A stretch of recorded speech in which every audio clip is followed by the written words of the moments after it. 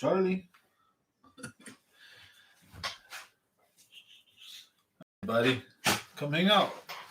Yeah? How's it going, everybody? Good morning, good afternoon, good night. Whatever time you're watching this, as always, thanks for watching Common Sense Fishing. So, obviously, we're going live right now, so you're watching this right now. But if you're watching this at a later time, thanks for watching. Smash that subscribe and like if you're new here. And for those of you returning, don't forget to hit that like button on your way in. And hey, we're going to be talking about really awesome thing coming up Wednesday. So next live stream, let you guys know, hey, I missed last week's live stream, had a lot of stuff going on. I tried to go to the bowling alley. Stupid thing was like super packed. So note to self, don't try to go to the bowling alley on a Wednesday night. It's league night. And so you don't have a snowball's chance in hell of getting the lane after like 5. So Charlie, get over here, boy. Trying to sneak out, isn't he? But yeah, so I want to talk about some winter things, winter topics, winter fishing, tips and tricks for the winter, fall to winter transition, and also talk about the giveaways that we got coming up. So we have 2 winners from last week, I think it was, or no, 2 weeks ago. And we're going to do a Christmas special. So we're going to give everybody the stuff at the same time. And then we're going to be doing a surprise giveaway. Not much of a surprise when I tell you guys about it. But we're going to have one Wednesday. Keep wanting to say tomorrow, but I'm thinking, the next live stream. So as always, we do this Monday, Wednesday, and Friday, anywhere from 6 or 7 to 9 p.m. So lately I've been having to start around 7 Pacific. If I get home really early and I feel like it, I jump on at 6 usually. So I'll go to 3 hours, but we always try to do at least 2. And I'd say, we spend a good hour or so talking about really heavy fishing topics. We get into maybe some comments and conversations with you guys as always. And then the last half hour is just BSing it and hanging out, maybe repeating myself a couple times, right? So smash that like and subscribe. Check this little thing out, man. Isn't this neat right here? It's got the original Zelda on it. So it's a handheld Zelda game. And this little thing is awesome. And it's got 3 Zelda games on it. So I could play Zelda 1, The Adventures of Link, Zelda 2 basically, and Zelda Link's Awakening. So this little thing makes a great Christmas gift for those nerds like us who love the old video games, stuff like Zelda. This is pretty cool. It's got 3 games. It's got a Game Boy game and 2 Nintendo games packed into one little cool collectible thing here. So I was stoked to get that. I was like, heck yeah. I was all nerded out. Yeah, I was a Zelda player. Still do play every once in a while. So, only took me like half an hour, maybe an hour at the most. I'm already at level 5. So, anyways, I went to the Delta the other day with Danny with Keeping It Real. And man, it was pretty tough. So we struggled to find fish. I think we fished too fast.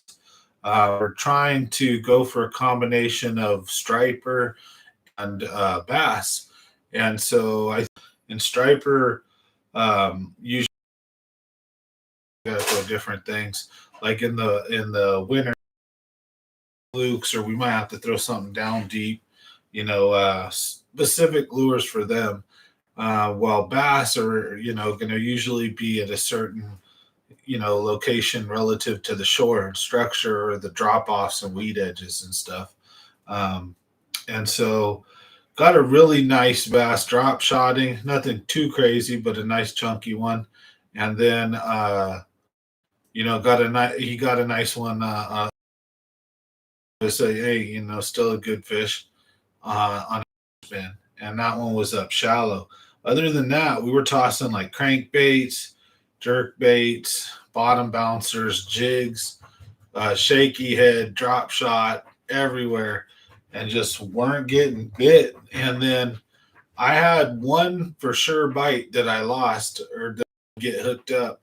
and then I think he did too. So it was a pretty tough struggle, but putting two and two together, I would say I think the bass are moving to warmer, fresh incoming water based on the locations we were fishing.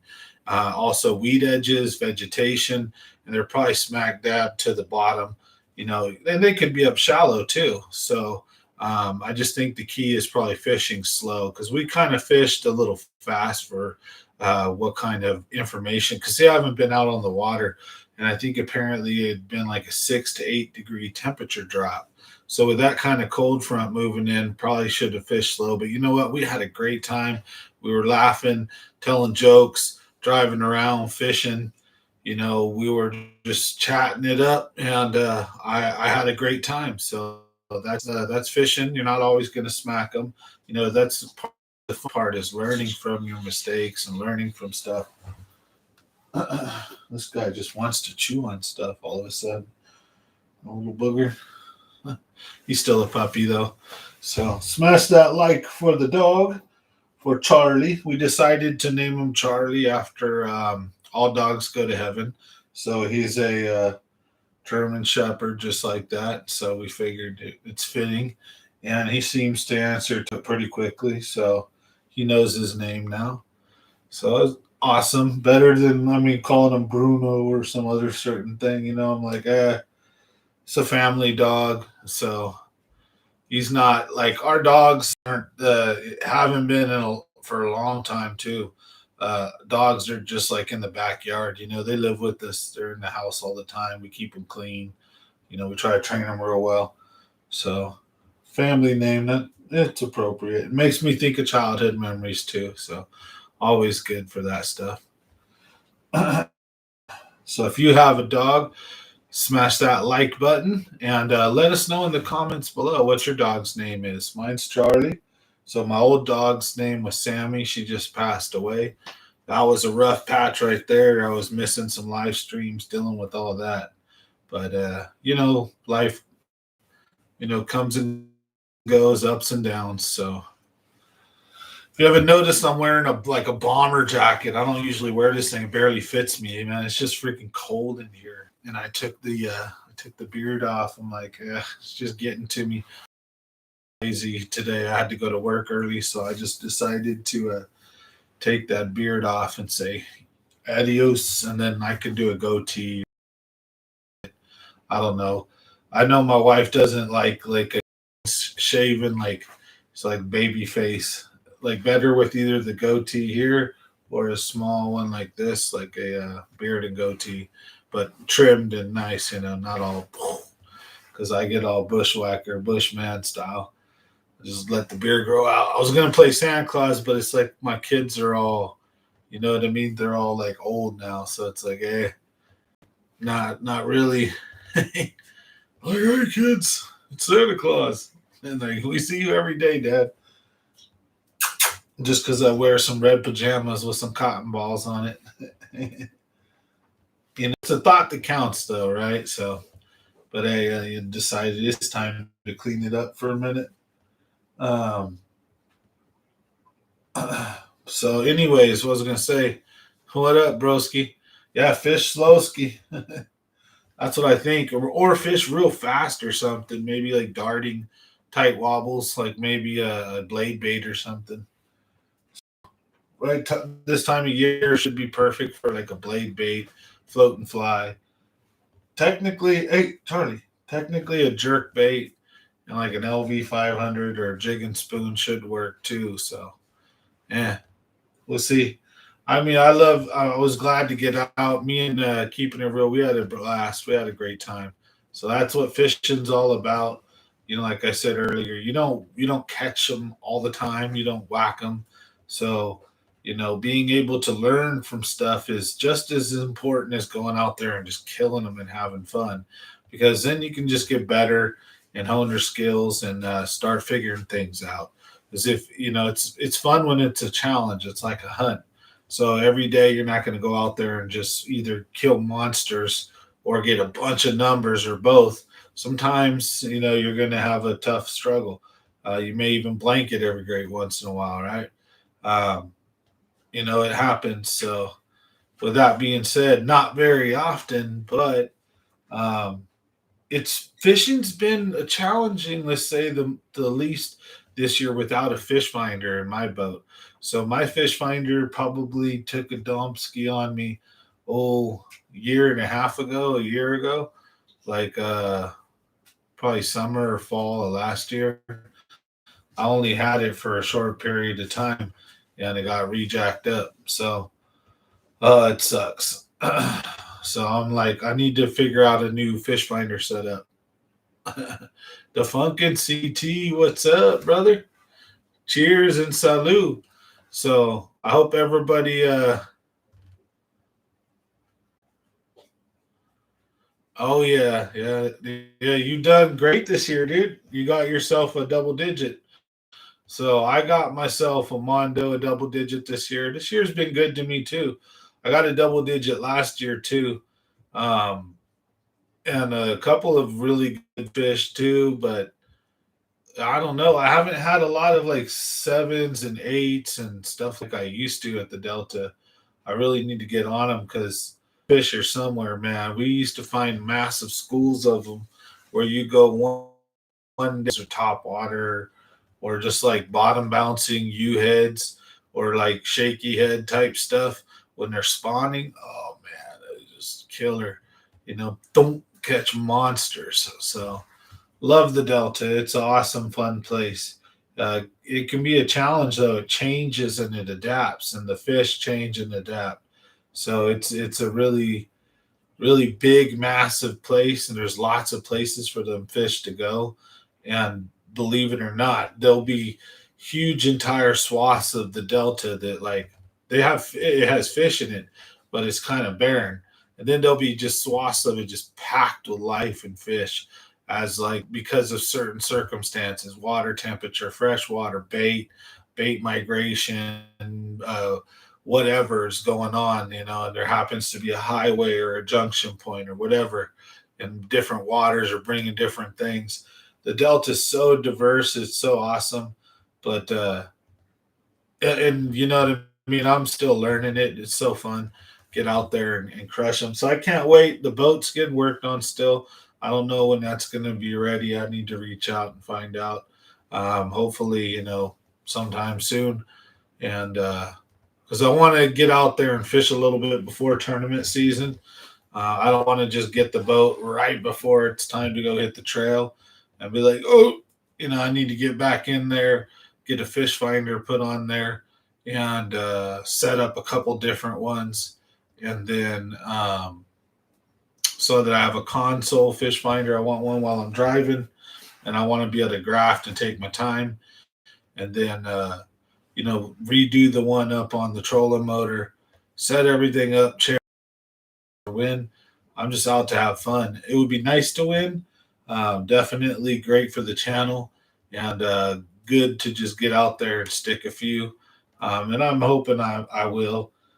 Just gotta just keep fishing. So, but the main goal here is to challenge myself to get back into the just the circuit of tournament fishing.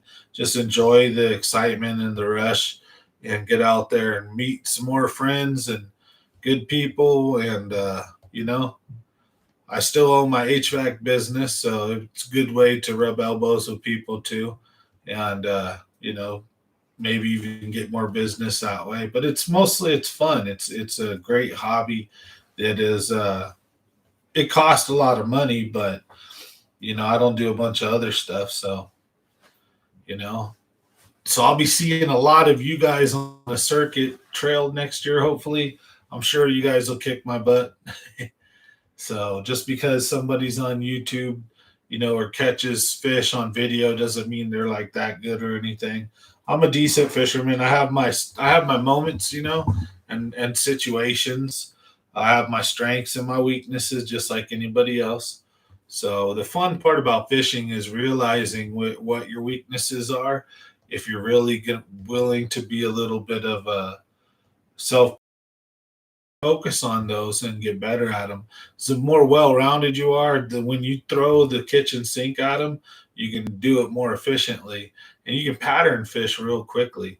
So when fishing is going a certain way, you could be like, okay, well, this time of year they should be doing this, this, or this, right? Theoretically, that's what all the from the ancient times of Bill Danson, old Roland Martin, from the old 70s and 60s fishing magazines and stuff and articles all the way up to current times, right? If you read, when you're sitting on the shitter reading a Bass mag or a Bass magazine or something, or looking at articles on your phone, watching videos on the internet. There's a lot of resources available to us, and there's all these tropes about fishing. Obviously, fish during the spawn go shallow. They're not going to spawn in 80 feet of water, 60 feet of water, right? However, I have seen beds in between 20 and 25 feet or so, something like that, maybe 30 feet deep. Shit you not, small bass at Folsom, or spotted bass at Folsom. It was a smallmouth. It was a different lake, but it was crystal clear, and you could see down. It was like 20-something feet. We were drop shotting on them, and Jeremy had really good eyesight. I could see him, but he could actually see him eat the lure, and he would know when to set the hook. And we were having a good old time, because you wouldn't even barely feel him. Super finicky, but we had a blast out there. Generally, there's rules of thumb, right? Fish do X when it's whatever, right? And you can learn those. Those are always fun to learn. But then the cool part about fishing is you get out on the lake, and then you do what's supposed to work, you think, right? And it doesn't work. And then you're like frustrated. You're, God damn. Is it the spot? Is it the technique? Is it the size? Is it the color? Right? And that's the fun part about fishing. One of the fun. Excuse me. Come here, buddy. So one of the fun parts about fishing is that challenge, that change. Oh yeah. And switching through your repertoire and trying to figure out, what different tool or tactic is going to catch them. Because I have been fishing many times where we have had a good time fishing, but if you weren't throwing what was working, you wouldn't have had a good time fishing, right? And so a good example of that would be you put 2-3 good fishermen together in a boat and you go driving around, and one guy's throwing an underspin or spinner baits, one guy's throwing crank baits and other top water or something. One guy is dragging worms and doing weird stuff. And if you move the boat slow enough, you make a bunch of different casts, you cover water, you cover even out in the open, you go just cover it all, right? And cover and fish an area very efficiently. You'll find the pattern pretty quickly on whatever's catching the fish that's there, because the Delta has so many dang fish in it. Even though some areas won't be that good and some areas will be great, you should be able to pull a fish out of certain stretches. If not, we're doing something wrong. Like, we were struggling. And so it's better or easier said than done, right? We tried. We threw different lures. We threw A-rigs. We threw jerk baits. We threw LV500s. We threw blade baits. We threw drop shots, shaky head, man, all kinds of different stuff. And, but we had a ton of fun. But, it was fishing-wise, it was tough. Hey, get out of there. Do you want to get shocked? Come here. Come here, dude. Come here. All right, you want me to let you out? I'm going to let you out. Hold on, guys. I'm going to go. He's getting restless. I'm going to go put him in the house so he can go bug the kids. He doesn't want to be on the live stream and hang out tonight. I was hoping he would just chill, but I don't have his bed in the back, so I can't blame him.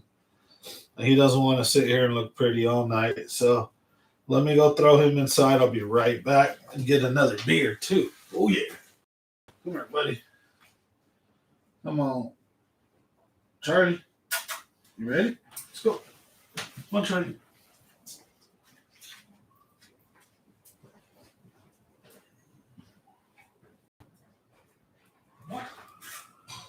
There you go, buddy.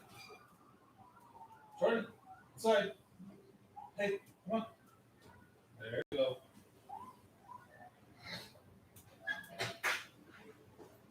That's a smart dog right there. He's only been here for so many days, and he already listens like a pro.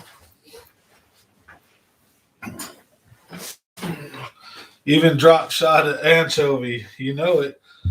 Pulled every stupid trick out the book that we know. Nah, we I think our biggest thing is we missed a bite, and the way I caught my fish, just think we were fishing too fast. I think if we would have stopped and just fished painfully slow, like wintertime slow, like we were at Tulik, I think we would have caught much more fish in numbers and size. But I don't think it was going to be a numbers day.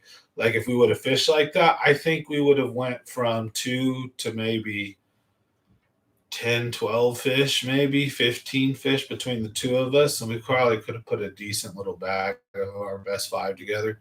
Who knows what we would have caught. But there was a lot of fish we seen on the graft. I just don't think we were fishing slow enough, because I think if we would have just took our drop shots, we're all bouncing and wiggling and moving, and the boat's just moving, and we're just dragging and wiggling and moving. And then the whole time, even when we're not like, we're spot locked for a very short period of time. So if we get one draw, then we get one draw. But if that's not that key spot, right? So, but if you stop, you break a spot down, you make 10, 20 casts, and you do it painfully. Because if you know that's the ticket, right? Or that's the pattern, you start out that way and you go really slow, you take your time. And then when you start getting bit and you catch a fish, you know. If not, you can try different things, right? Like the draw, like a jerk bait, LV, a square bill, uh, a chatter bait, a spinner bait, and you can do a bunch of different things with those too. You can move spinner bait slow, you can move medium, fast. You can do all kinds of things with that. With the chatter bait, same thing. Underspins, spinner baits. I mean, so there's a lot of things you can do as well. But if you know that the bite's that slow, which we didn't know, we struggled, we had to figure it out. Knowing what I know, if I could go back in time, or if I was going today with similar conditions, I would basically be fishing the outside weed edges and be just painfully slow with nice precision casts, make two or three of them with an occasional hopper twitch, maybe to get some attention, and then just a slow drag with maybe a dead stick and a fall. And then you feel that pressure bite. And if that's how you have to fish, then that's how you have to fish. Sometimes the Delta gets like that. There's been times where, like, usually the worst days, I think the worst day I've had at the Delta, four, I've had some bad ones, but usually like two or three fish, it's a tough day. But when you have good company and you're having a good time, it doesn't matter. Even if you get skunked, it's about getting out of the house, getting on the water, having fun. But to at least not skunk, it's like, yes, we got one each. We were like, yes, skunk out. But hey, I've had a couple trips like that. Like my birthday trip, I only got like four. I went with Jay and we went to McClure, and we struck four or five, I think, something like that, maybe five. I think it was four. And we struggled. So, but hey, I think at McClure, our problem was we fished too deep all day. And when we turned around and started fishing shallow, that's when we got all four of our fish. Like, oh, well, I got one early in about 15, 20, nice, like almost three, like a 3 pound spotted bass. And it was really nice, like two and a half, maybe something, two and a half to three. Kept trying in the 20 or so range, and then deeper and deeper and deeper. And then, well, man, going all over the place from 20 to 30, 20 to 60. Hey, Mike. And then we finally started fit. We said, let's give it a few casts up in like a foot of water. We start working it down, and we get bit in 6, 7 feet of water. We were like, what the hell? 10 feet of water. What the hell? 12 feet of water. It was 10, 10, 15 feet of water. We started catching fish. And then he lost some fish. I lost a fish. It got all real good. And I don't think it was that time or window. It just was the other people were saying they were doing good too. And I think it was just our depth that we were fishing. So having known that, if we went back, I'm sure we could have had a good day. But how's it going, Mike? Nice to see you on tonight. So salut and happy Monday to everybody. I got to go to Fresno and do some controls. Nice fun job today. And stuff in, doing control boards and low voltage electronic stuff. and then installing all kinds of sensors and all kinds of weird stuff like that for commercial setups. But having fun, so staying busy, just that's what you got to do. Don't quit your day job, right?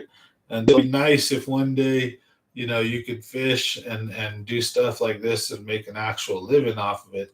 But the problem is like even then, fishing it'll get old. You fish the same over and over and over again. That's why I want to start getting into some new stuff like LBC, or either uh, if anything, just like berries and say where's some other Orville. Um, I could go try to mess with like Shaver and Millerton. I know those are tough lakes above Fresno there. Um, Cahuilla can be really good, but can also be really tough at the same time. Lake Success is really good, but I don't want to get people all mad at me fishing like Los Banos Creek Reservoir and Lake Success and Salt Springs Valley Reservoir. You go and you do YouTube videos on that, like people like won't like you. They'll like be mad at you because you're blowing up spots. Hey, how's it going? Cam say, nice to see you on tonight. So you be blowing up spots and people get all upset. And I'm not in this for just the clicks and views. I just do this for fun and hopefully to make a business out of it or some money out of it. But I'm not really, let's say, I'm not doing this for that 100%. You know what I'm saying? Because then that's all you'd be thinking about, right? When you're trying to produce your content. Hey, how's it going, Racho? A lot of trout at Schaefer. So hopefully trout eaters then, because there's bass there. But I think there's a lot of spotted bass, if I remember correctly, at Shaver. And then Millerton too, right? A lot of spotted bass. So, and it's a craggly, like real rocky, snaggy lake. So it ought to be interesting. Maybe float and fly or low weight drop that's not too heavy, something with a little round head or something. Um, just depends. Right now, I can hear the wind just going nuts right now out here. I don't know about where you guys are at, but it's real windy. It's crazy. So right now, I definitely would not be out fishing. I'll tell you guys a story. I think I've told maybe some of you older viewers might have heard of me at Clear Lake here in a little bit. But do a real quick. We're gonna do a recap. So who's just got here recently? We'll let you guys know what's going on here. Um, so Wednesday, next live stream, we're doing Christmas giveaway. So all the members are going to get a gift. We're shipping. I'll be shipping out on Wednesday the gift cards for the last two winners that we did, and we're also going to be having a Christmas giveaway for all the subscribers. So just make sure you're subscribed to the channel, hit the like button, and come jump in on that video. We're going to do the names thing. We'll do it all live. We're going to do a Christmas giveaway for all subscribers. And so who are watching at that time, right? Who are live. Then we're also doing I'll show you guys a package of what everybody's going to be getting for Christmas who are members of the channel, basic all the way up. But I might be throwing into the people who are higher subscribers are going to get a little bit of a better gift package for a big thank you guys for supporting the channel.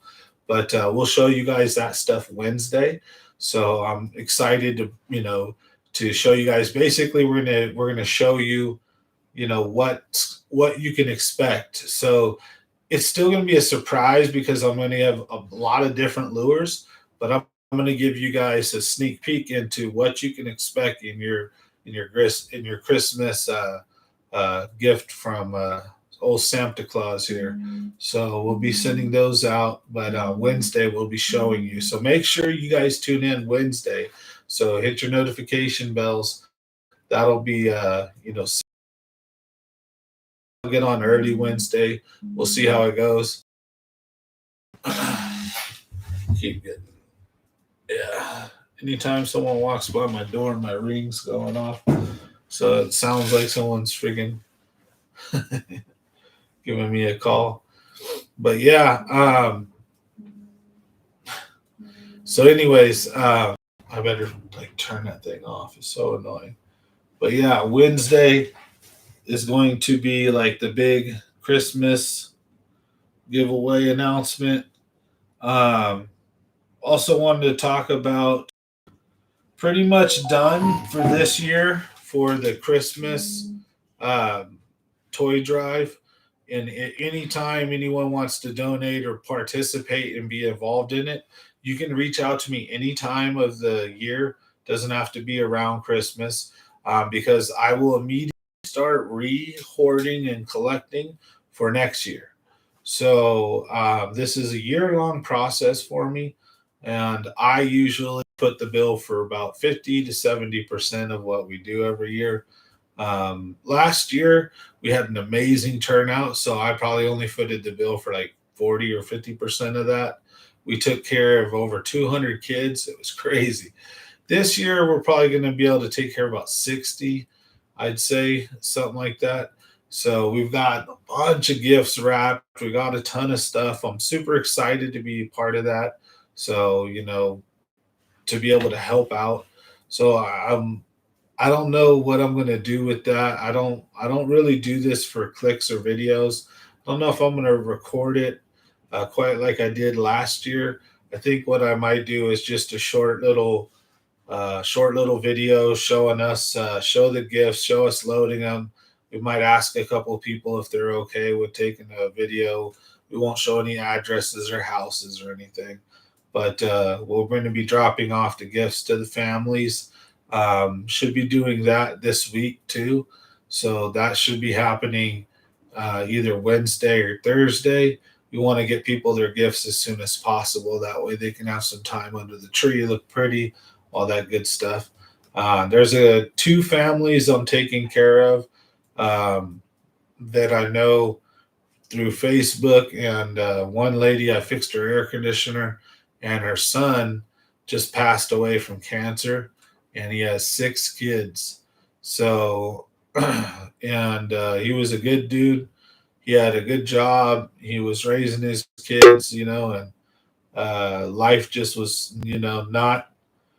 It was pretty cruel, and wasn't the way they wanted it to go. And unfortunately, he passed away from cancer just here recently. And so there's 6 kids in that family. I'm going to be taking care of Christmas for them. So I'm excited to help out there. I don't think they know I'm coming, so I'm secret Santa for them. Um, and their dad was a big Dallas Cowboy fan, and they used to watch football games with him. So I got them all presents, right, and um, I got them like some gift cards and stuff. But I also got him an autographed Dallas Cowboy jersey that's into going to be to the 4 brothers together, kind of in the spirit of their dad. Let's say, of course, it's not from him. They know it's from me. Or they will. I'll be dropping it off. But I just thought about that, and I figured it'd be a fitting gift, for the family, so to speak. And also got him a football too. So that way it'll go together with the jersey, and hopefully it'll remind them of the times they spent with their dad watching football. Um, so yeah, we're gonna hook that family up, and then there's like this autistic family that I'm taking care of. That this lady is really not in good straits financially and stuff, and I took care of her last year, so we added her to the list as well as the families that we got from Love Inc. and the other stuff that we're doing. So we'll record a few, maybe. I don't know. I'm not trying to be intrusive on people, and it always feels weird doing that part. So it's like I just want to help people out. But I think it's cool to get the word out. hopefully we can generate a little bit of a buzz that way next year and the year after.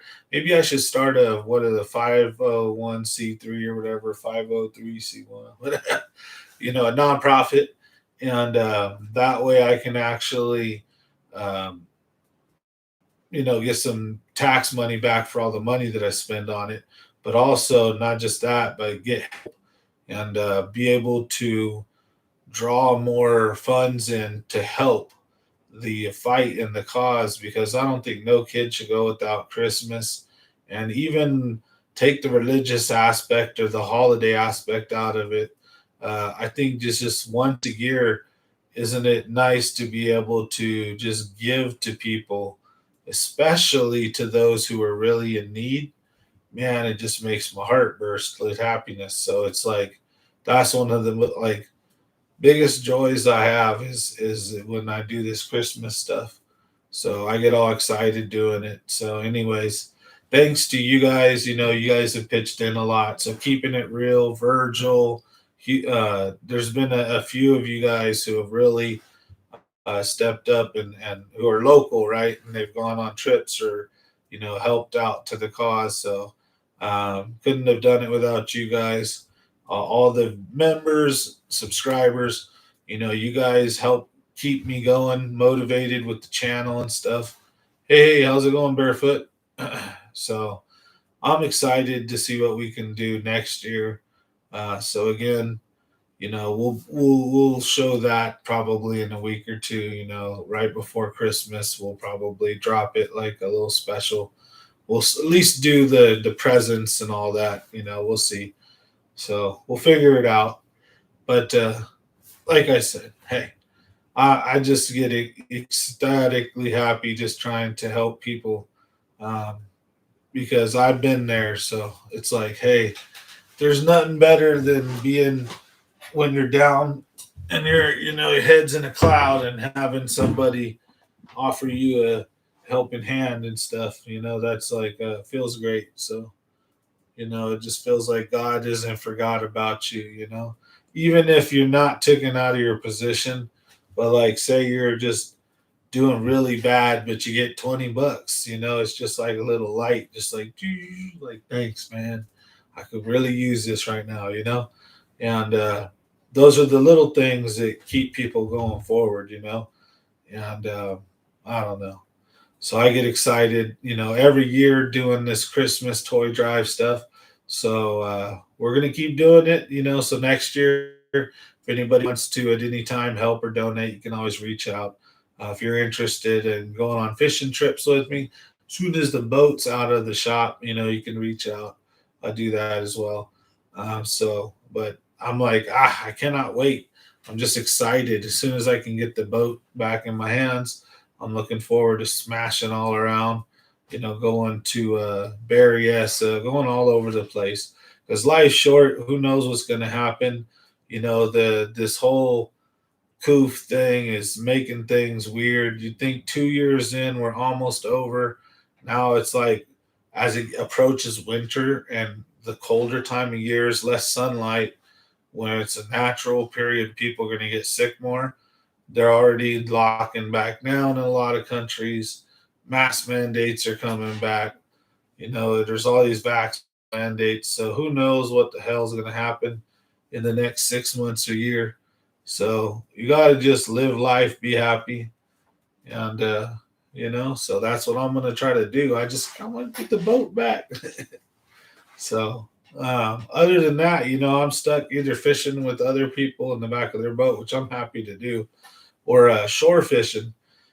And I just haven't been having a lot of time to shore fish lately, honestly, with the crazy weather and the fact that I'm working most of the time now. And then if I'm not working, I'm trying to genuinely spend a little time with my family.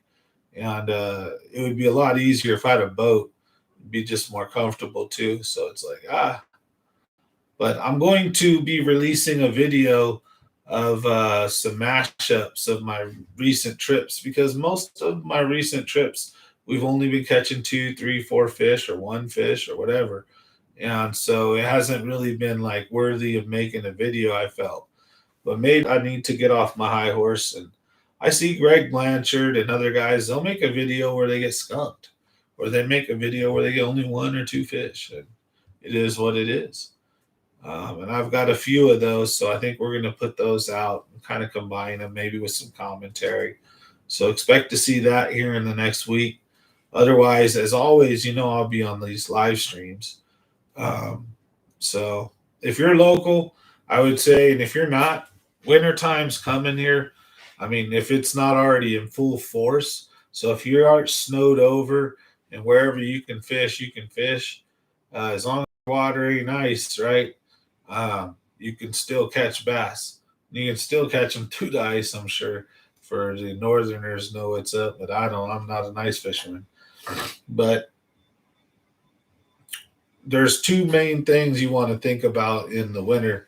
That tips that I can give is I know it sounds kind of counterintuitive, but there's multiple different ways to fish.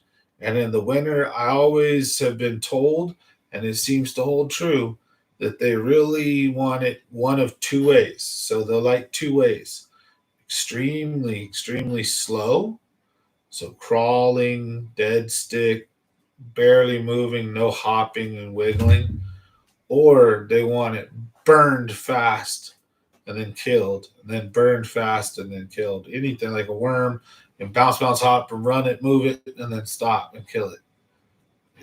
Same thing with a jig, big old hops or something, and move it, bing, bing, bing, bing, and then kill it. So move it quick. But usually when they talk about that, it's usually in the sense of things like a minnow, though.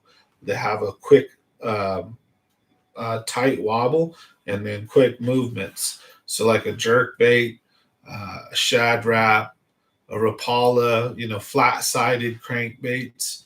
Um, those are just really killer in the winter. Also things like a blade bait, an LV500, rattle trap, a jigging spoon, right?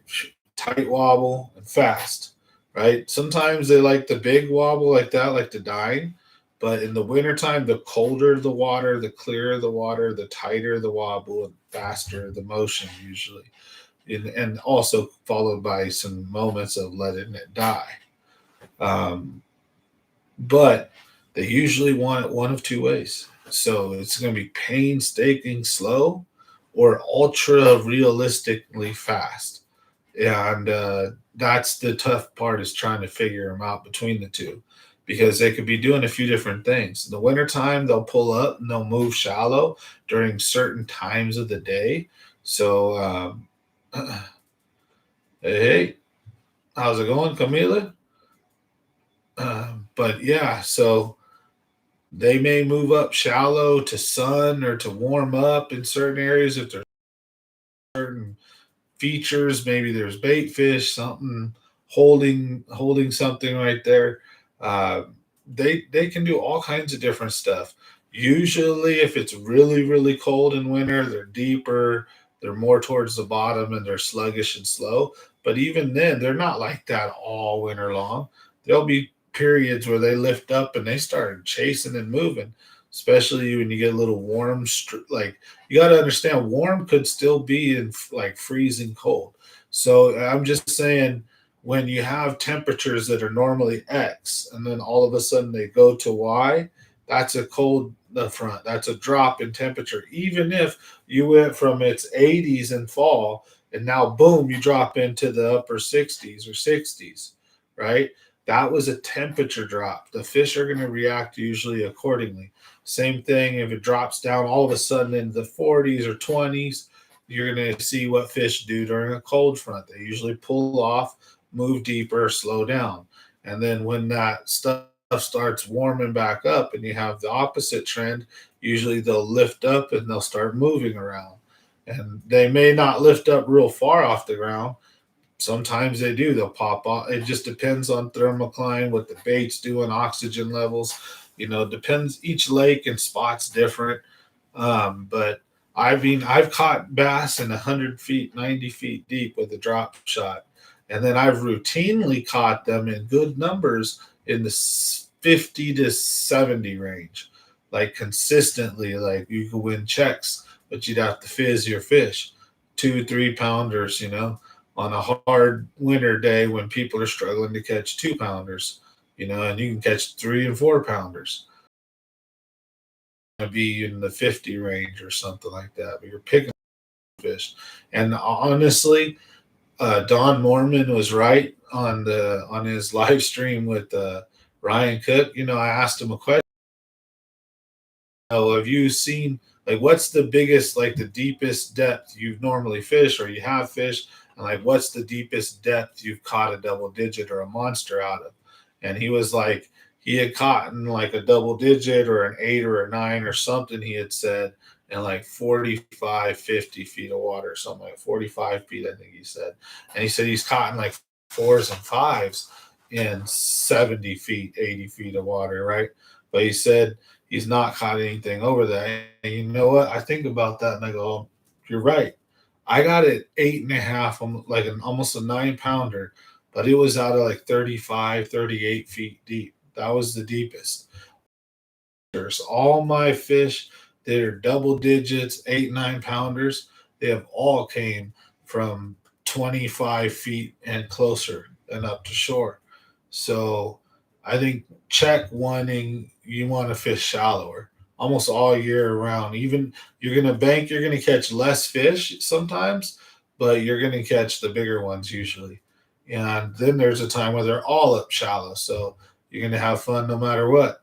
But a lot of times there'll be lots of schools of 2, 3 pound fish. If you're after checks in a tournament, right? You can get them in that. It looks like we have some bots more than meets the eye. Transformer. Doo, doo, doo, doo, doo. Welcome to the channel, bots. Or if you're not bots, apologize. But you can always tell by the comments they leave. So thank you and welcome to Common Sense Fishing. But yeah, anyways, what the hell was I talking about? See, now I got sidetracked. That's what they're here for. They're like little missiles. Sidetrack you. I love getting the trolls coming on too, though. Like I only had them on twice. One time, a long time ago, and then the Ram Ranch night, which was hilarious. I love that. We got a lot of viewers out of that. As I can handle trolls pretty well. I joke and roll with the punches. People be like, "Oh man, he's not normal." Nah, not me. For you guys that know, you guys know. Just fished a tournament on New Maloney's, finished third, caught all fish in 30 feet, lost a toad on a jig in 25. Oh, nice bass in Afu.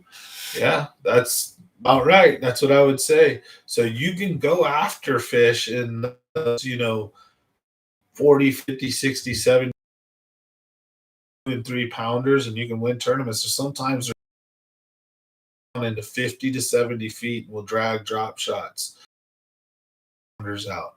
But that's not all the time, but they can happen. The spotted bass, a nice spotted bass.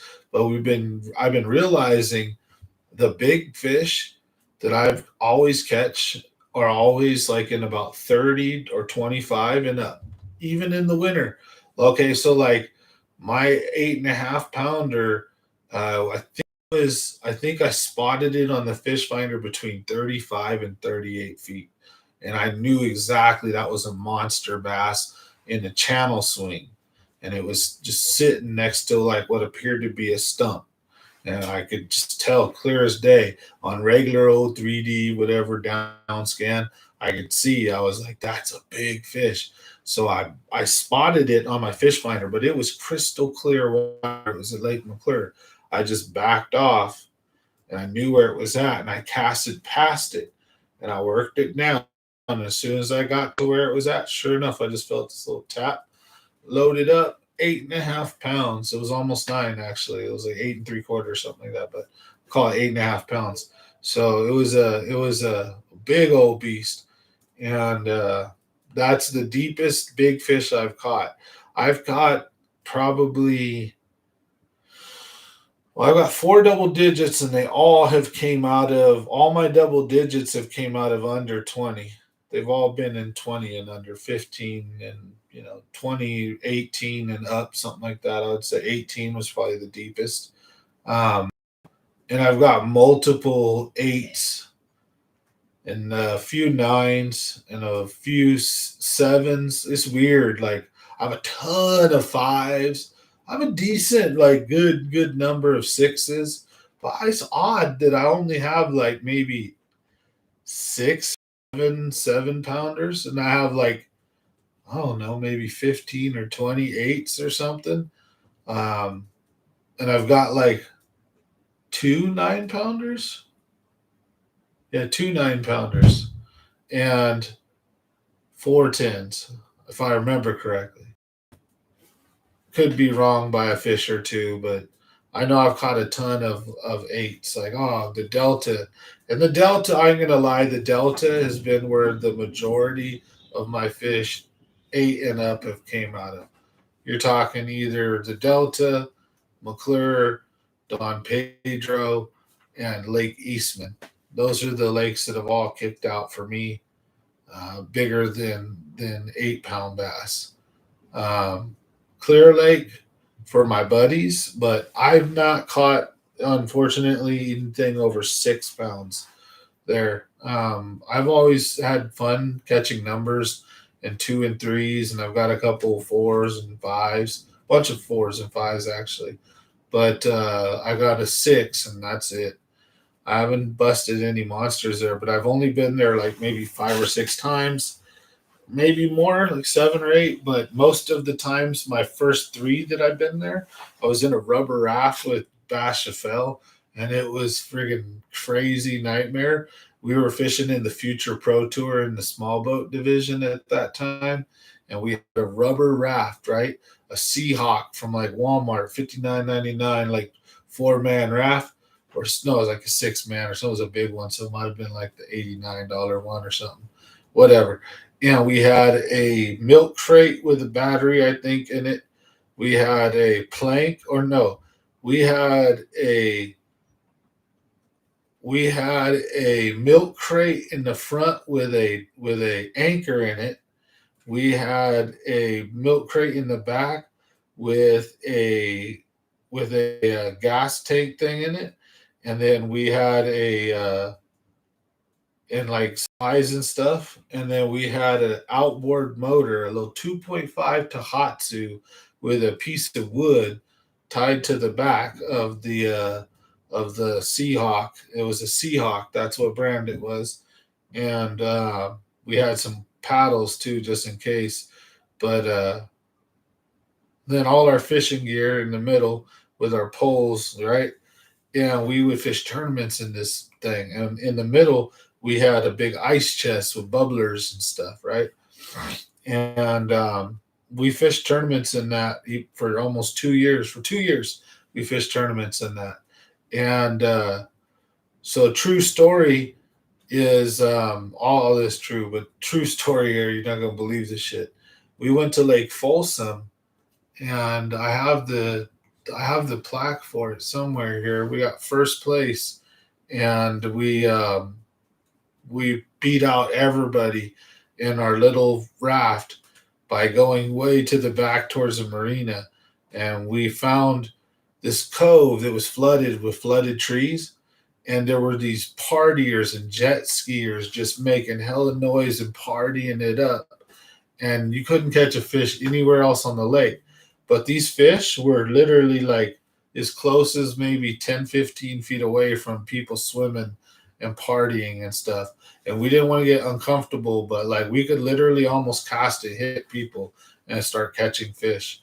Like it was nuts that these fish were so close to these people swimming and partying and jet skiing, loud ass music. Hey, Ronald, nice to see you on tonight.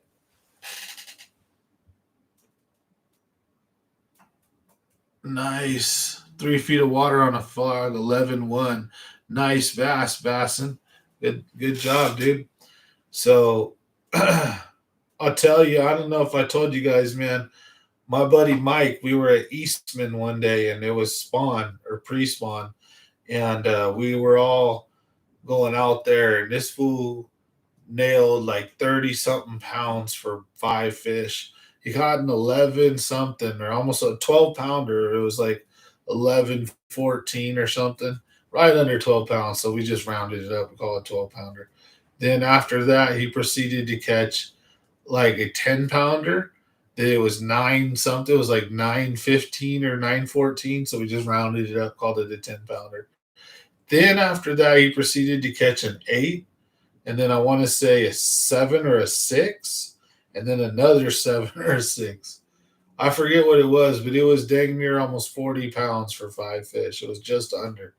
And I was flabbergasted. We had pictures too of it. I can't find them. He has them somewhere, but it was way back in the days, like I'm talking about before I got into YouTube and stuff. Like it it sucks because I had a GoPro and I was gonna be I started recording and stuff, but someone stole it from me.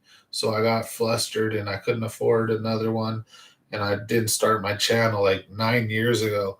I was catching these monsters. And yeah, this was probably like 8 or 9 years ago. And he just sat, my buddy just sat there and put a whooping on him. And nobody else could catch fish. And we found out the reason why is he got hammered out his gourd, and all he was doing was casting out and dead sticking. And we were casting right in the same spot, and we were popping and working and wiggling our worms, and we wouldn't get bit. And we were all fishing the same worm, same line, same weight and everything. Because after he's caught like his first two double digits, he stopped fishing for a while, and he was like, "Oh my god!" And we're flipping out. We're casting all in the spot with all trying to mimic everything. And then he goes out there, and we're all three fishing shoulder to shoulder like it's Nimbus Dam, and we're salmon fishing, and we're casting like all in the same spot. And he would literally get bit time after time after time after time. And in reflection, it was obvious he was hammered out of his mind. I couldn't even believe he was catching these fish. He was like falling over and stumbling and stuff, and he'd just hook them and just horse them in and roll, just the fish would come in all crazy, and I'd be like, "Oh!" and I'd run down there and help him land it, but he just did not care. He was just drunk out, and he didn't lose a single bass. I was so flabbergasted. Never seen nothing like it in my life. The dude just like blew any kind of day I had ever had, blew it out of water. I'd never seen nothing like it. I was just like, and this was on a U head with a Cinco at Lake Eastman in one of the little walk down creeks you could walk down on the backside right past the dam. In those, go figure, right? Dude, it is so awesome. It was the craziest shit I ever seen.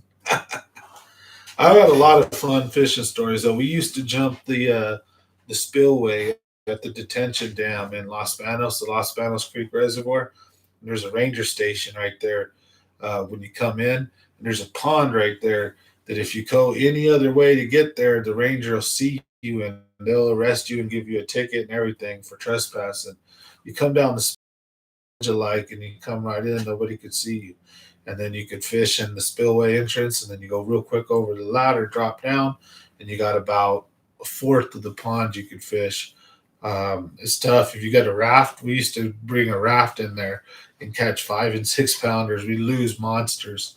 So it was that pond. We started getting arrested though and get busted.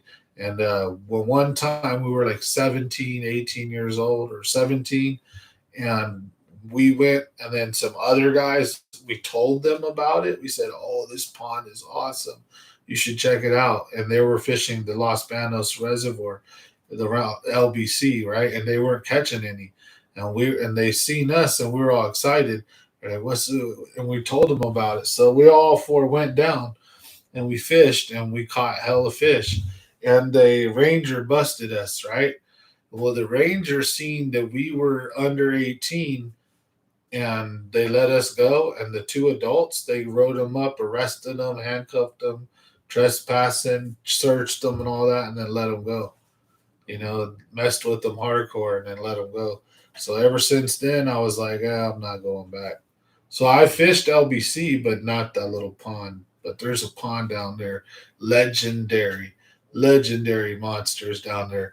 It's just whether or not you got the balls, because you will get a ticket, you will get arrested. So it's not like even a joke, like they come at you hard. Like they're pissed if they catch you there. So, but eh, we got caught like 2 or 3 times, and then like the last time we were like, all right, we better stop pushing our luck.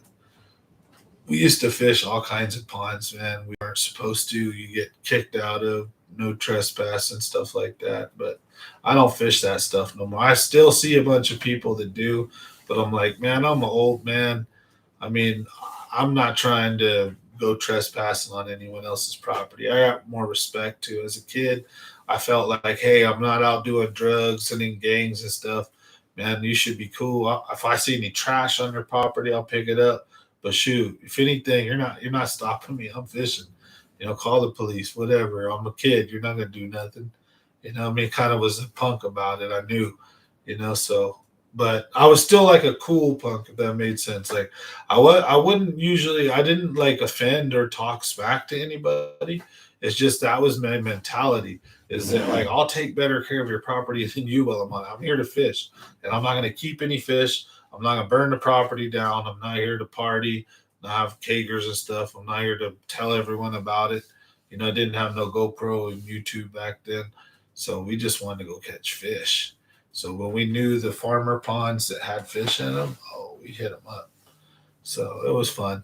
Had a good time until like the West Nile came. Once West Nile came too, the bunch of farmers, I don't know if you guys know this, but in California, when they first started, so this is why I feel so weird about this current pandemic, is ever since like 9/11, it's like every few years there's been something that the boogeyman. And it was like, think about it. We got H1N1, the swine, Zika, MERS, SARS, whatever, the super bug. You got the West Nile. You got Ebola. You got all these different ones, right? Every year, every other year. Oh, this is that. This is going to be the killer one, right? Oh no. So, anyways, when West Nile was here, they were going crazy. If you got bit by a mosquito, you report it. They come show up like dudes looking for ET, and they come bomb the whole neighborhood and kill all the mosquitoes. They'll come put tablets and all these smoke bomb things in all of the sewer. You know, they'll go after them hardcore. They go to all the schools. They spray all the fields so the kids don't get bug bit or nothing, right? And the old saying too, if you haven't heard lately, like where's all the bugs at? You notice when you drive through country or town or anything, you don't get bugs on your windshield anymore. And I think a large portion of that is intentional spraying of pesticides for one on things, but also a big drive to eradicate insects, specifically mosquitoes, for West Nile, stuff like that. I mean, you can't prove it, but I mean, it's crazy. So, anyways, like after they did that, it's like uh, the West Nile one was the one that triggered, like it triggered everything. That's the one that everybody was like, "Oh no, it's gonna get you." So I remember, that was crazy, and it's been every other year ever since. So who knows? And I forgot where I was going with that. See, this is why you don't invite Casper to the party before you do a live stream, folks. You gotta tell him stay on the sideline. Stay on the sideline. Thanks for watching on this Monday night. Don't forget, Wednesday we're doing a special giveaway for everybody. We're going to be doing the Christmas giveaway for the members, a special giveaway for everybody who subscribed, and also shipping out the stuff. And we're going to give you guys a sneak peek on what you guys should be expecting. So I'm excited. Can't wait to do that. Also, we'll show you guys, I don't think it'll be this week, but next week, we'll show you guys the video of us dropping all the presents off to the kids. So if you getting here to the party late. We take care of kids for Christmas. So I've been collecting presents all year long. So we're ready to take care of a bunch of families. So I'm excited. The whole garage is stuffed with gifts back there. And I got to wrap my wife's gifts and other stuff like that. So all excited for that. But hey, good problem to have. It feels great helping the community. So, and a lot of you guys have been a part of helping that. So thank you guys for just supporting the channel by liking, commenting, being here and hanging out. I try to give out genuine tips and tricks. And I'd say that, when I learn, I try to share. So it's not like I'm any super bass ninja, but hey, I'm all right at fishing. I have my moments where I do really good. Jig fishing, square bill fishing. I've got some skills at certain things. I like the LV 500. I could drop shot for days, catch a lot of fish with that thing, but I tend to put that thing down now. Um, Unless I'm targeting fish on the beds and it's like real tricky to get them to bite. It's a hard time. There are times for the drop shot, but I prefer to use jigs. A lot bigger fish come off the jig. You just got to have the right gear and the right setup so you don't lose them. Because if you're using the wrong stuff, jig fish is an easy fish to lose as well because a jig is so heavy. When the fish shakes its head and that jig shakes, if you have a big hole from too hard of a hook set, using the wrong line, using the too heavy of a rod, too big of a rod, too strong of a hook set. And then, do you fish jigs like me? So when I fish jigs, I use jigs with no weed guard. I want a straight open hook. So it's I get real good penetration. So there's no need to super muscle a hook set because I learned that the hard way. I was having fun getting a good jig like don't and I boom sat on them. Then they'd come up to jump, boom, toss the jig. I was losing 5 6 pounders like that. I was getting pissed, and then I realized all I had to do is kind of just lift up, just like thump, and then just keep pressure on them. And then when they jump, kind of lean forward into them and keep reeling. Not lean back like this, all high, and or can keep your rod tip low if you can, prevent them from jumping. Put it in the water. That's another one. Just depends.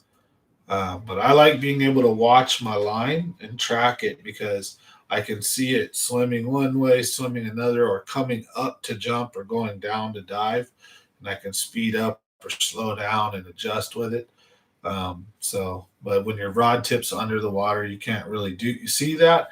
If you got dirty water, you can risk reeling the fish right to the tip of your rod, being all excited. So I don't know. I'm just not one of those. I'll keep my rod tip a little high usually.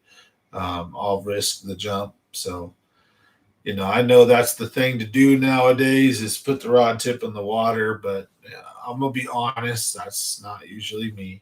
So, I like to make visual contact with the line and watch it. Then I can see if the fish is going to jump. I can get ready. I can do the things that I know I need to do. But if I'm not paying attention and the fish just comes up all of a sudden, then I lose them sometimes because I'm either too excited and reeling too fast, or I just stop reeling because I'm just like, oh, then I stop, like you freeze up, and the fish is whoa, and you're like, oh, then you start again, but too late, your lure comes flying. So there's drawbacks and positives and negatives to each. You got to find what fits you, whatever style works for you the best.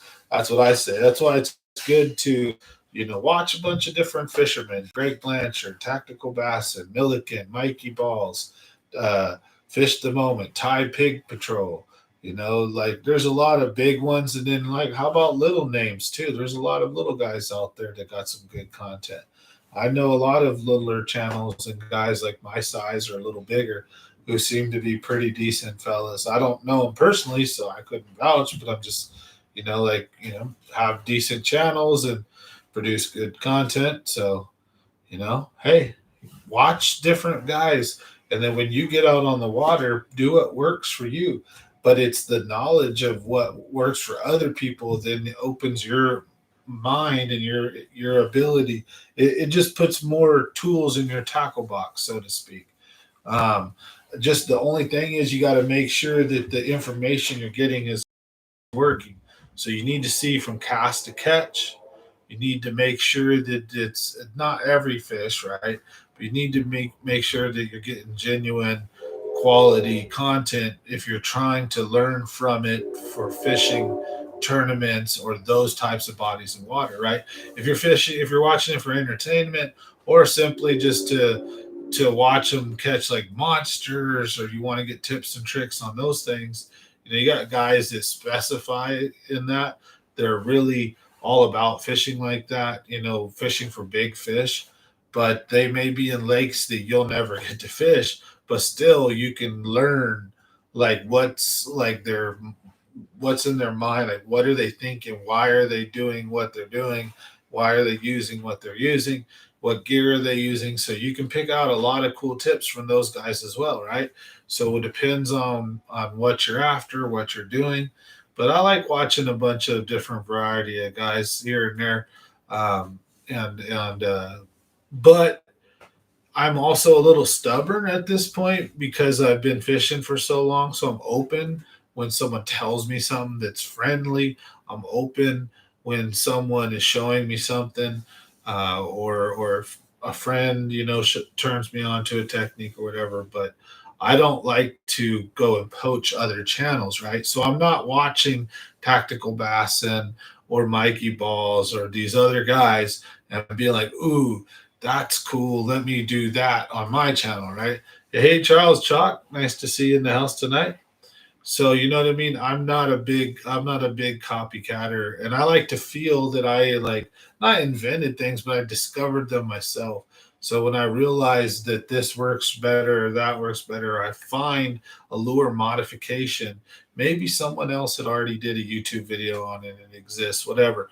But by discovering that on my own, it unlocks your brain better because you're naturally discovering these things and your brain is going through the hard work of making these discoveries. And so I don't know, it just feels better to me to do that. So there's a little bit about me to where I still watch certain channels now, but I don't watch as much fishing channels per se, specifically for the point of I just don't want any. What would you say? Not that I'd intentionally take their stuff or content, but subconsciously feel that like, oh, they did this and it worked for them really well. I should try a video like that, and not even just doing that within your back of your mind. So I like to just do me, and then hopefully it works. Um, as far as the YouTube stuff, right? Fishing wise, I'm always open to take advice and learn things from other people. So the fisherman me, I used to watch all kinds of YouTube videos. I watched, like I said, like my some of my favorites were Tactical Bassin, Greg Blanchard. But like if I wanted to learn stuff, I was going to Tactical Bassin, Fish the Moment, into it or whatever, fishing with Randy Blaukat or whatever. I would go to um, uh, Mikey Balls, Milliken fishing type stuff, or even Lake Fork Guy was an old one I used to watch. Like those were the bigger respected channels that I went to for learning techniques on bass fishing. Scott Martin and Bill Dance, stuff like that too. But and any kind of pro that's doing an actual tip on a specific thing like jig fishing or something like that too. Like if Denny Brower came out and he's like, I'm doing a video on how to fish a jig, I'd watch it. You know what I mean? But you get to a point now where now that I do this for YouTube, it's like I'm like, I don't want to be a copycat. And if I inadvertently do it, it's literally because great mind think alike, I guess, whatever. You know what I mean? So I watch a little bit less now Plus, I'm usually doing a bunch of other stuff. I'm busy making my own content now, so a little bit less time watching it. But there's a lot of good guys out there. I'd recommend you get a balanced diet, and then what you do is you get a lot of tools in your belt, right? So you start realizing, okay, well, these guys are catching them like this, these guys are catching them like that. You get out on the water and you see, like, okay, in the wintertime, tactical's catching them like this. In the wintertime, they're catching them like that. So let's try a few things. So get up and, you know, try some crankbaits and some rocks or something or wood. Ain't gonna work. Maybe try doing a jigging spoon or a flutter spoon if you find a school out over deep, or try different things. A jerk bait, a drop shot, a Ned rig. Rule things out. Are they on the bottom? Are they suspended? Are they want it dead or fast? There are tropes though. I'd say we're talking winter fishing. Remember, in the winter, fish want their bait with a more tighter presentation. So they don't want a lot of wobble. They want it to vibrate almost like so. Like if you're using a jerk bait, or let's say a crankbait, a Rapala would be a perfect example. They want a really tight wobble, not like a Ish Monroe square bill that's like whoa, whoa, whoa, whoa, or a Strike King, that's all shaking a lot. They want something that's got that realistic action. And like I said, the two factors they always have seemed to be for me is they want things rather sporadically fast and sporadic, meaning that it may stop and die and you may go slow. You may not cover water super fast, but when you do move, the movements are quick and they're fast, or burning things really quickly, just like in the summer. So it's a real either erratic fast or just fast. The fast is involved with it, right? Or just very slow. Not a lot of moderate fishing in the wintertime. When it's extremely cold and it's winter and it's raining and it's foggy, or it's just damn cold and it sucks, right? That whole few months that it's like, fish are not usually on a semi-active where it's like ooh do do do do. We can like medium roll a swim bait or a crankbait, or I can take a jig and hop it like a certain way. Usually they kind of follow those same patterns in the winter when it's really cold. They want it either fast or they want it either really slow.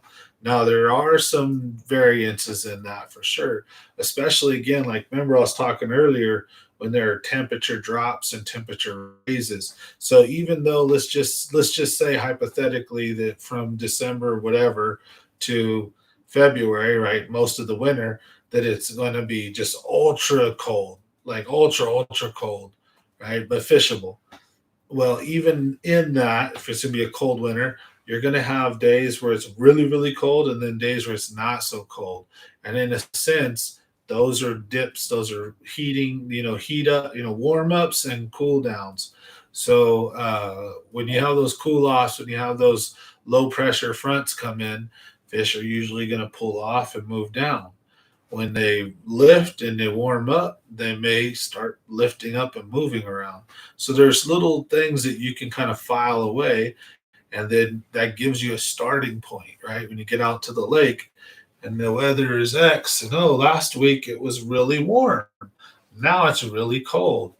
I should probably start. You could go right up shallow, but I should probably work slower, And if I don't have any fish within a certain amount of time, maybe I should try some different things. Maybe a blade bait, an LV500, or jerk bait, something with a tight, bead. It's winter, right? We're talking. Or let's just say that it's been really cold, and now you notice that the last 3 days it's been warm, and here it is. It's in the middle of the winter, and it's 70 degrees or 68, and it's really warm. There's a few clouds out, so it's not super bluebird bright. Perfect. There's some shade, maybe a little wind, like just the perfect weather. Like what the hell?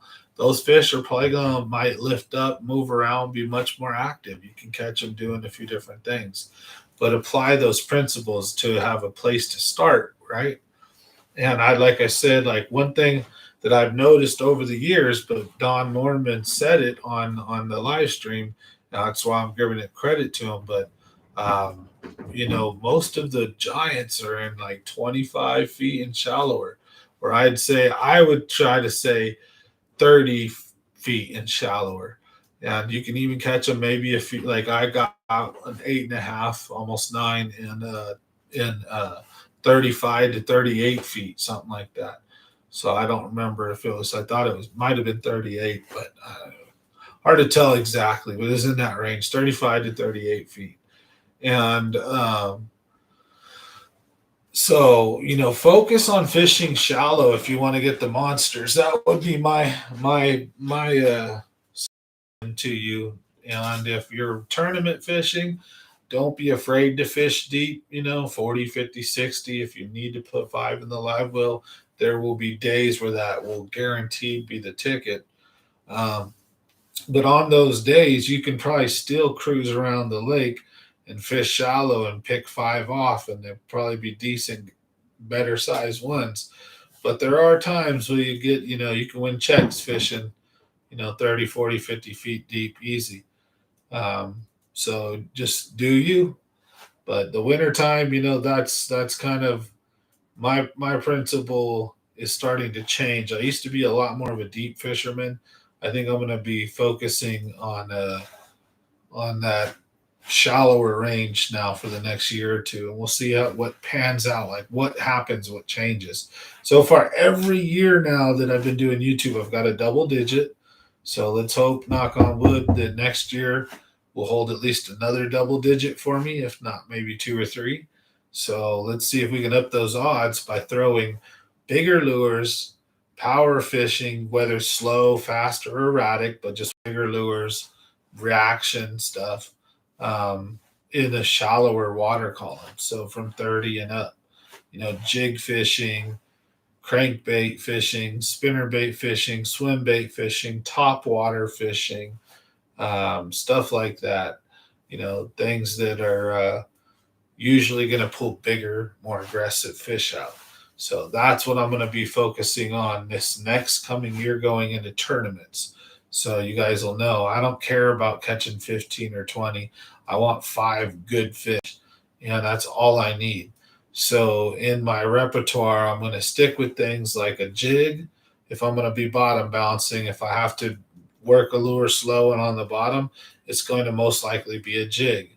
I might use a Ned rig or a drop shot if I have to, but that would be last resort in the back of the boat. But I know how to do it and be very deadly with it.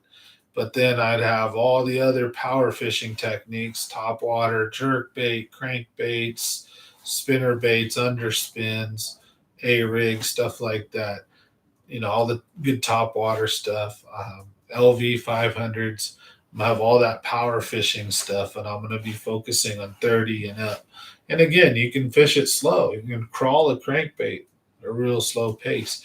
You can take an LV, cast it out, let it sink down, and do like I do, and just barely lift it and let it do little hops, right? So there's lots of different ways, right, to skin a cat. So hopefully that's what we'll do next year is get out there and have some fun in the tournaments. And the boat hopefully it'll be fixed soon. And yeah, I'm excited. So those are that's what's coming up, folks.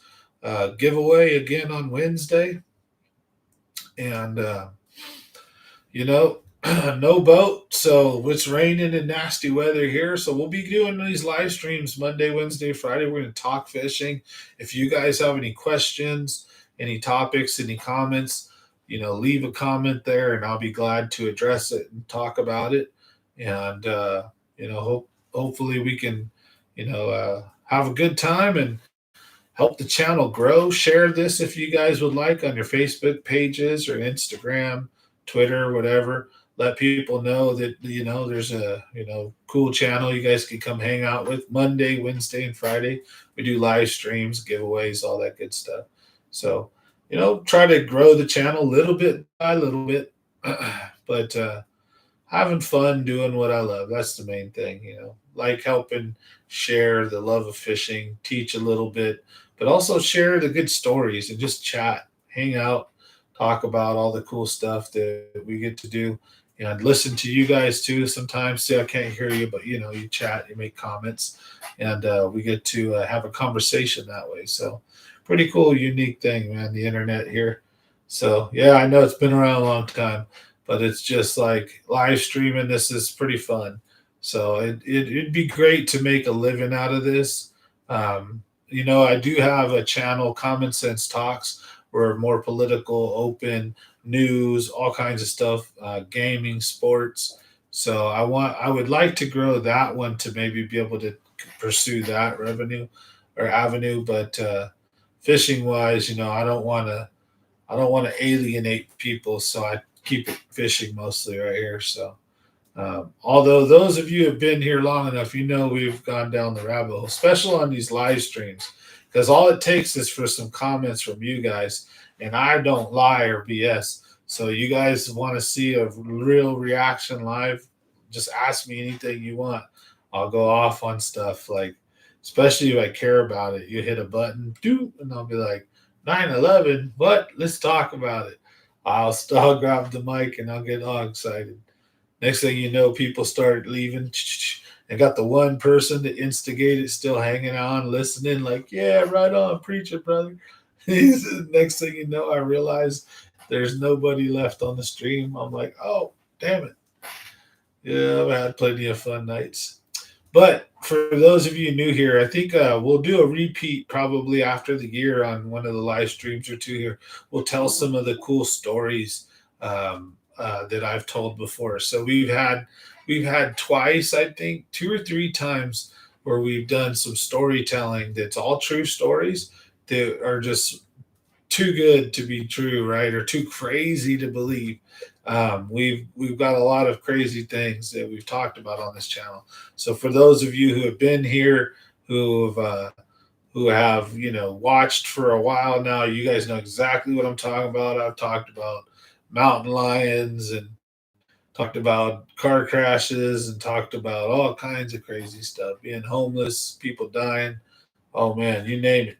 So I've seen like a mass murder, like being in a freaking walking out of a store right before a mass shooting. Like shit, dude. I've seen some crazy stuff. So I have some fun stories. I have some crazy things I've seen at night while fishing. Again, running into a mass murderer being one of them.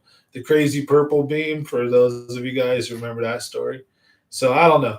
We'll probably do a storytelling night here, like Friday or next week, something before Christmas, and tell some stories that are all true, obviously, but we'll tell some fun times, share some moments of my life. The time my brother got two beers smashed on his head out at the lake, and I chased off a group of like 10 dudes all by myself. They thought I was crazy. They're like, the one guy even told his friend, he goes, when someone like this don't care about this many people, he's either armed to the teeth or he's friggin' nuts and very dangerous. Like he can, he knows what he's doing. Even if he loses, he's like, that's not someone you want to mess with. He's like, let's go, let's go. I lost it. Like I went ape shit when this dude smashed two beers on my brother's face at the lake, and they brought baseball bats down, and I still didn't care. I was super like snap mad, and it was funny. They all backed down. I had a bunch of friends who witnessed that happen too. It was funny. Hey, you live and you learn. It could have gone a whole different way though, and it didn't. So hey, God was looking out for me that night. But yeah, a lot of fun stories here to share. I tell you guys what. So I think probably either Friday or sometime next week we'll do like a nice like a Freaky Friday or something, a nice live stream where we'll just tell stories and hang out. Like a campfire session, basically. Huh? I wish I could set one up, but we're indoors, can't do that. But maybe I could live stream from the lake or something, do something like that. Set up a campfire, do marshmallows, and tell stories. That'd be cool. Do that one of these nights. Um, if you're interested in that, smash the like button, leave a comment below, let me know. Otherwise, it's almost 9 o'clock. It's been a relatively quiet one tonight. Thanks for everybody who's dropped in. I try to make sure I don't. If you notice, I'm looking at you guys right now on the camera. If you see me look up, which I'm not going to do right now, over to the left, I can see on the screen how many people are in here, what we got going on. And I don't know. I don't like to focus on stuff like that. I like to just be real, give you guys from the heart conversation and commentary, tips and tricks. My computer blooping and going off. So, and eventually, I plan on getting some damn guests here for the show. That'll be fun. We have people we can yap and chat about. We can talk jokes and talk ish about each other. If you guys remember, we actually had a guest on one time, and it was probably hilarious as heck. I was losing my cool with him because he was kind of drunk, and he was like yapping about all kinds of stuff, and it was like, dude, we're trying to like talk about topics, and he's like going off about stuff. I was getting all frustrated. It was hella funny though. I know you guys had to have got a kick out of that one. So some of you guys might remember that one. So I've had a guest on before, but hopefully we'll get some more guests on and have some good conversations, fun times. Other than that, I'm gonna crack this last beer right now, and hey, we got another 10 minutes or so to hang out. So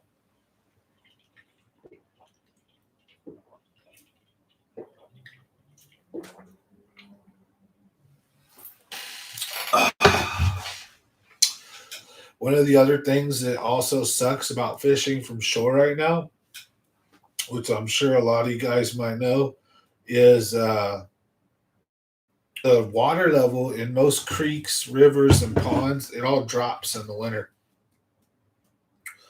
So right now, the rivers are dry, but Merced River's closed. But most of the creeks are mostly dry. Most of the canals that I would fish are mostly dry. They're all dry. The rainwater that we got coming in fills up certain areas, and little creeks might get some water, but that's not gonna. The rain fish don't fall out of the sky with the rain. So the creeks aren't gonna just hold fish all of a sudden. So there's not a lot of easily accessible fishery right now in the wintertime for shore fishermen who fish ponds, rivers, and stuff like that. Excuse me. Now, if you fish a lake, the same kind of problem can happen though. The lakes are all low right now. And now you add in the rain, you can have a lot of mud and muck, and it's just like it can be a real pain in the butt to go fishing right now from shore. So again, that's why we're doing these live streams Monday, Wednesday, and Friday. So in the meantime, I'm going to give you guys tips and tricks. We're going to continue to try to bring up cool topics. I'm going to make sure I'm doing things like bringing lures in, and I'm going to start showing you guys. We're going to start doing some stuff. Even if you already know it, I'm not going to act like I know it all, this and that, but we're going to start doing some basics.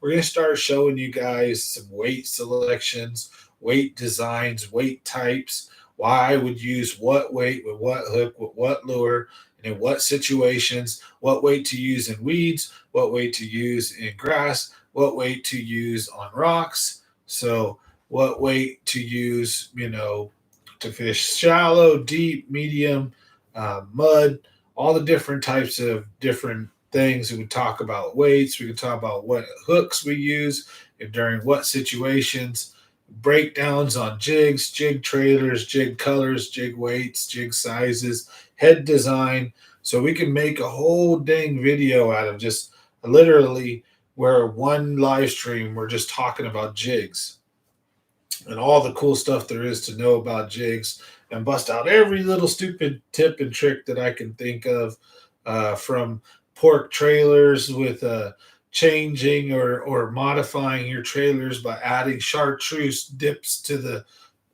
to the flappy parts and making contrasting things that stand out by using certain color patterns and schemes, certain weights in certain circumstances. If you're fishing deep, You can use, if you're by yourself, spot locked, and there's not a lot of wind, a lighter weight might get you some suspended fish as well. Once you get on the bottom, it's just going to take a little longer. While if you're got a guy, let's say you got a couple guys in the boat, and one guy is throwing whatever, but he's kind of moving a little bit faster than you'd like, and you're trying to fish deep. And by the time you cast and your lure hits the bottom, and then you start trying to work it, the boat's already moving. If you've been in that position, you know exactly what I'm talking about. That's when you want to use a heavier weight. You're going to get your lure down quicker, and then you feel the bottom and you pop it, move it. You might get snagged more, but always remember, if you're the dude in the back, do not use a bottom bouncer or a bottom contact lure from the back. Don't drag it. Don't use it from the back. Cast it towards the front of the boat. Just have respect for the front of the boat's angles and where he's fishing or she's fishing, and fish, accordingly to what you can, but cast forward always. So that's why you want to use a heavier weight if you're in the back of the boat. Another little tip, so that weight can fall, so your bait can fall, and you have time to work it and get it to you, because the dude in the front is always moving forward. And if you're working it out of the back and the guy in the front is moving forward, you have to work it real slow. And even then, it's easy for you to pull your lure into snags while the boat's moving, and easy. So it's easier to fish a certain way. And if you're comfortable with it, you should really talk to the person. If you're fishing two people in a boat, you should have a conversation or just a quick little moment about whether they're comfortable with you. And if you really know what you guys are doing and you trust each other, the two anglers should be fishing right next to each other, right? Really close to each other, or, just spaced X amount. Well, one guy may be leading this way and back, and vice versa, or just, right next to each other and just matching each other. And one guy working one lure, one guy working another, especially if you pattern them, they're in 5 to 20 feet. Well, one guy's throwing a jig, one guy's throwing a crankbait. So the one guy throwing a jig is working on his angle, and and you guys are working as a team, right? Instead of bombing his, and then the guy in the front doing all his things, get the guy in the back up there with the guy in the front, and just dissect and chop that shit up as you move, right? And do it efficiently and effectively, and just get out of each other's way when you hook fish, and get there and help each other, be mindful of your space. But that's one of the best ways to fish if you guys can do it. So, I think we're gonna definitely, Monday through Friday, we're going to be doing these live streams. I'm going to try to make them a little more spicy and fun for you guys. So with a little more content that's actually educational and just interactive too. So we can ask questions and talk to each other, and we'll talk about different things. And that's just in the meantime until I can get back on the water, because,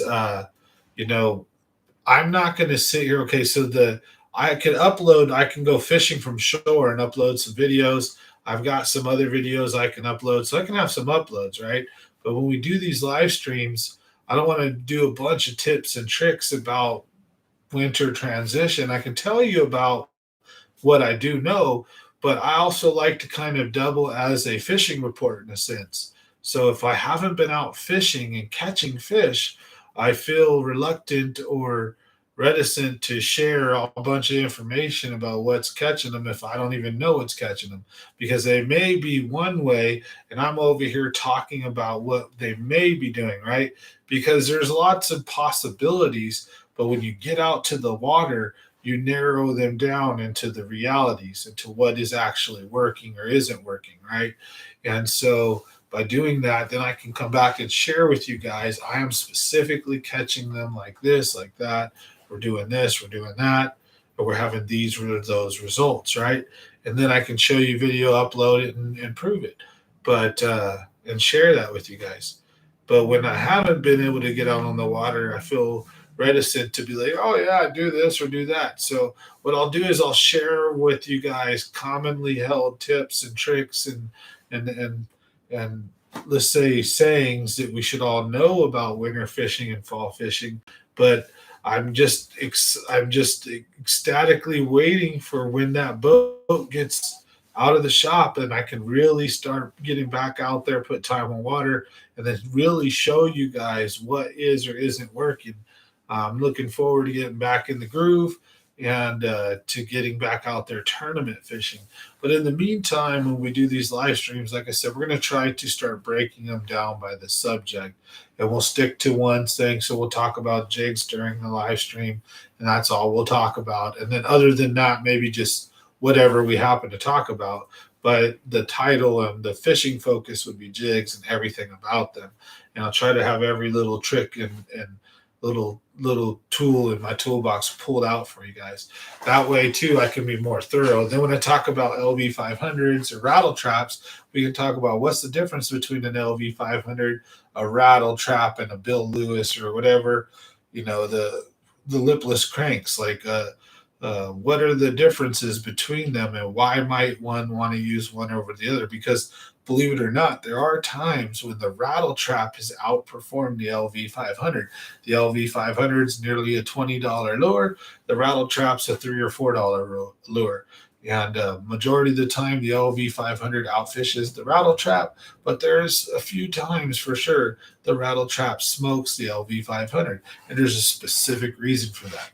But that's what I'm talking about. We'll get into that kind of stuff lure by lure basis. So we're looking at hopefully trying to get some guests on eventually, trying to clean up the format of the live stream and grow it. So excited to hopefully be able to do some great things for the channel here in the future. Waiting for the boat. So other than that, Christmas is that time of year I'm super stoked for. We're not, the internet and the live streams and the videos, we're kind of slow this time of year anyways, but I appreciate everybody hanging out and just sharing the love and the joy of fishing, Christmas, all that good stuff. So I'm looking forward to taking care of some families this Christmas, and hopefully sharing some of the warm feelings with you guys and taking you guys on a little stroll and showing you guys some of that. So excited to do that and close this year out, move on to the next, see what it has for us install, and just live day by day. So be happy and take care of yourselves, and be safe out there on the water, be safe on the road. A lot of ice, snow in certain areas, a lot of water and rain in others. So be careful when you're driving. And when you're out there on the lakes fishing, be careful. Take your time getting in there with your boat and your trailer. Drive safe and, tight lines, and good luck out there. So for sure. In the next few minutes, though, we're going to be getting off at 9 o'clock.